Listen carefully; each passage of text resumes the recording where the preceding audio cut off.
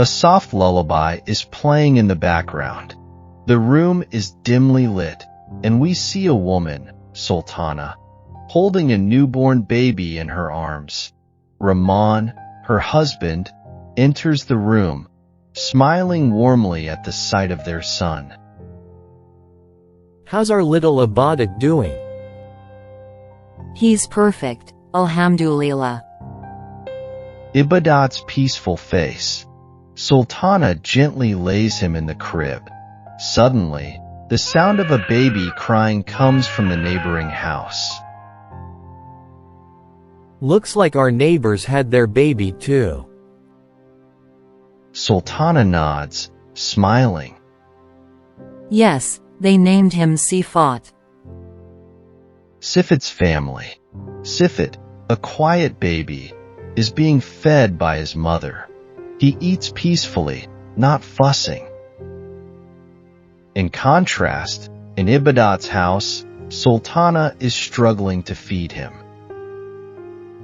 Sultana tries to feed Ibadat, but he refuses, pushing the spoon away.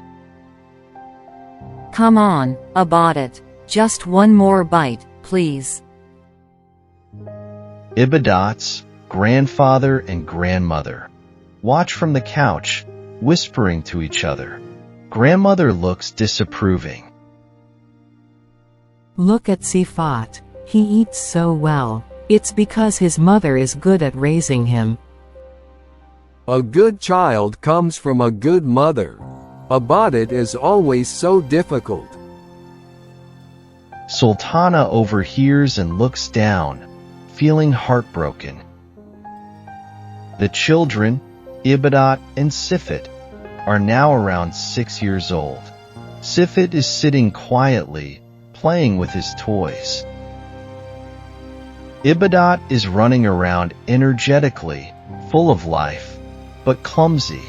He trips and falls, scraping his knee. Look at him, always running around without thinking. Sifat is calm and composed, while Ibadat just causes trouble. Sultana watches from the doorway, feeling a growing weight on her shoulders. Ibadat, now 10 years old, sits on his bed, holding his knee to his chest. Tears well up in his eyes.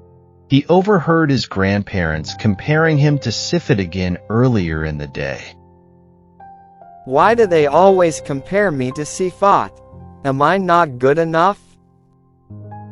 Sultana enters the room, seeing her son in tears. She sits beside him, gently wiping his tears away. Ibadat, my love, you are perfect the way you are. But my grandfather and grandmother, they always say Sifat is better than me. They say I'm not strong, that I don't eat like him. They think I'm weak, Mama. Why don't they love me like they love Sifat?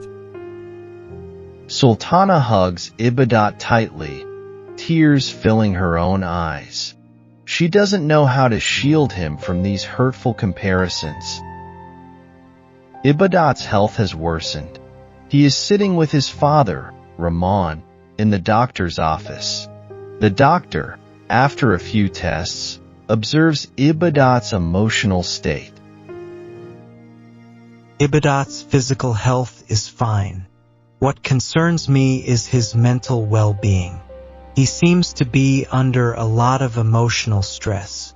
Has anything been troubling him at home or school? Rahman, confused, looks at Ibadat, then at the doctor. I don't understand.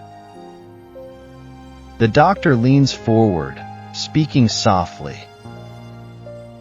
Children at this age are sensitive. If he's being compared to others or feels less valued, it can cause deep emotional pain. It seems like he's been carrying this burden for a while. Rahman and Sultana sit across from grandfather and grandmother, who are sipping tea. Ibadat is in his room, lying down. Rahman speaks softly but firmly. We need to talk. Ibadat is struggling, not because of anything physical, but because of how he's been treated. He's been compared to Sifat since he was born. This constant comparison is hurting him.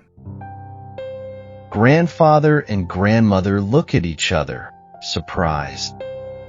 But we only want what's best for him. I know you love him, but comparing him to Sifat is making him feel like he's not good enough. Allah has made each of us different. Sifat is calm and quiet, and Ibadat is energetic and lively. They both have their strengths. We shouldn't judge one child against the other. Sultana speaks up, her voice shaky.